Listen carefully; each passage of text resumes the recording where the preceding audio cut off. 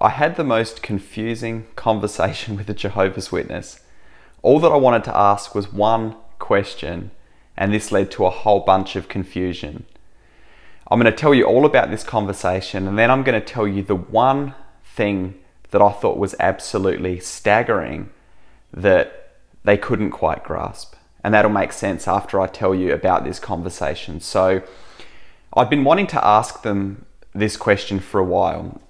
And a couple of days ago, I was going for a walk around the block, and I saw across the road 3 people that looked like Jehovah's Witnesses, an older man and 2 older women. So I actually walked across the road, and as they were coming towards me, I greeted them, and I just asked them straight out, "Excuse me, are you Jehovah's Witnesses?" And they said, "Oh, yes, we are." They said, "How do you know? Have you seen us before? Have we spoken to you?" I said, "No, you just look like Jehovah's Witnesses." They did. They look like Jehovah's Witnesses. So I started to just talk to them, and they said, "Oh, do you know why we do what we do?" And I said, "Yes, you're preaching the message that you believe is the truth." And they handed me one of these flyers about the future. You know, they always say, you know, what do you think about this world? Is it getting better? Is it getting worse? And they try to sell that sort of hope. And they asked if I believe anything, and I said that I'm a Christian, and I said that I had some questions that I wanted to ask, and they said, the lady said, "Well, we have to be somewhere now." So the 2 ladies went off, and the man stayed to talk with me. And so I said to him, before I get to the question I wanted to ask him, I said to him, "So what do you believe is the salvation message? What does someone need to believe in order to be saved?" And he opened to some verses talking about how we need to follow Jesus, that we need to follow the way that he's commanded us to live, that we live the life that he tells us to live, and we can be saved. He clearly believed in salvation by faith plus works. So I said to him, "Okay, so I want to ask this question, right? Imagine now," because we were right by the side of the road, "imagine I got hit by a car. I'm on the road, I'm laying there, I've got 3 minutes left to live. What message would you give me so that I could have the opportunity to be saved?" And he said, "Well, I wouldn't be able to save you. You would have to believe yourself," or whatever. And I said, "Yeah, I understand that, but what message would you preach to me so that I had the opportunity to put my faith in Jesus and to be saved?" And he says, "Well, you know, you to follow Jesus." I said, "Well, what do you mean by that?" "Well, you know, you have to live the life that he's told us to live." You know, I said, "Okay, but if I have got 3 minutes left to live, and now I've got 2 minutes left to live, what message would you tell me that I could be saved? If I can't get up, I can't go knock on doors, I can't do this, what would you say?" And he just looked at me like with a blank look. He just didn't have an answer. And I said, "Would there be the possibility for this person to have salvation or not?" And he said, "Well, you know, this person can't just put his faith in Jesus just because now he's dying. You know, it's not genuine. It's only because he's dying." I said, "Well, what if at that point he recognizes that, you know, Jesus is real, I need the Savior, and I want to put my faith in him, and it is genuine. Can he be saved at that point?" And he's just looking at me like with a blank look. And I said to him, "Or is it too late for him at that point?" And he says, "Well, you know, maybe it's a bit late, you know, at that point. You know, he's had all this opportunity all his life, and he's left it up until now. Would say that, you know, it's a bit late at that point." So I said, "So there's no opportunity for him to be saved then?" He goes, "Well, no, not at that point, no." So I said to him, "Well, isn't this similar to the thief on the cross? That right before he died on the cross, he called out to Jesus, and Jesus said, 'Today you'll be with me in paradise.' He was saved." And the man says, "Oh, well, you know, it depends how he lived. You know, it depends how the man lived before he, you know, called out to Jesus." And I said, "But this man was a criminal. He was a convicted criminal, and he was mocking Jesus," the other gospel accounts say, "before he cried out to Jesus for mercy." And the man says, well, there'll be a resurrection of, it says, the unrighteous and the righteous or whatever. I said, well, what do you mean?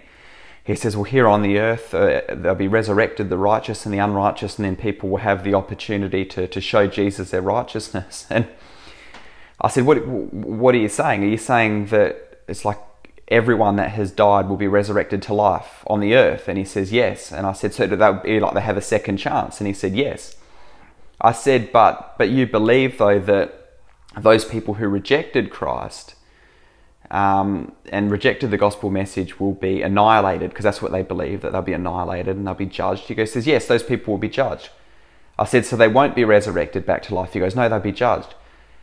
I said, so who will be resurrected back to life? I said, are you saying that those people who are believers and those people who had never heard the gospel message before? And he goes, yes, exactly. Those people who had never heard it will have the opportunity to hear it with Jesus here on the earth. And it was just so confusing. It was just so confusing.